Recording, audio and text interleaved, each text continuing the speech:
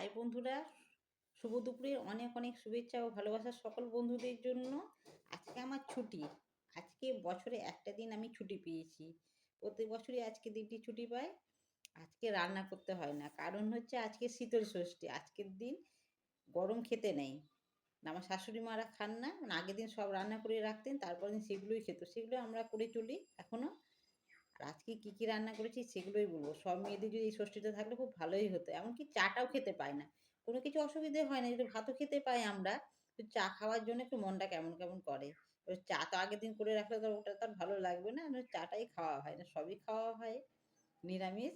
আর আজকে কী কী রান্না করেছি সেগুলোই দেখাচ্ছি। চলুন। এখানে সকালে ষষ্ঠী পুজো হয়েছে, যে হাঁড়িতে সিদ্ধ করা হয়েছে, বড় হাঁড়িতে সিঁদুর লাগানো আছে, গোটা সিদ্ধ করা হয়েছে। গোটা বলতে এখানে মটর আছে, তারপরে কুর্তি সেদ্ধ আছে, কলাই আছে, আর আছে বরবটি দিয়ে সেদ্ধ হয়েছে। আর এখানে যে গোটা বেগুন, তারপরে রাঙা আলু, মটরশুঁটি, শিম, এগুলো দিয়ে আমাদের গোটাটা সেদ্ধ হয়েছে সন্ধ্যের সময়। দিয়ে সকালে ঠাকুরকে ভোগ লাগানো হয়েছে। আর এই যে বাসি ভাত আছে, এখানে বাসি ডাল, মটর ডাল, এখানে বাঁধাকপির তরকারি, এখানে একটা বেগুন দিয়ে টমেটো দিয়ে তরকারি, এখানে আলু ভাজা, গোল গোল করে চাকা চাকা করে আলু ভাজা, আর এখানে কিছু চিপস টাইপের আলু ভেজে আমি রেখেছি ক্যারি ব্যাগে। আর এখানে লুচি, কিছু লুচি রান্না করে রেখেছি। আর এখানে রেখেছি সরা পিঠে, এটা সেদ্ধ চালের। আর হচ্ছে পায়েস, একটাই আমি পায়েস করে রেখেছি। ছেলে সেদ্ধও খায় না আর ভাতও খায় না, ছেলের জন্য পায়েস।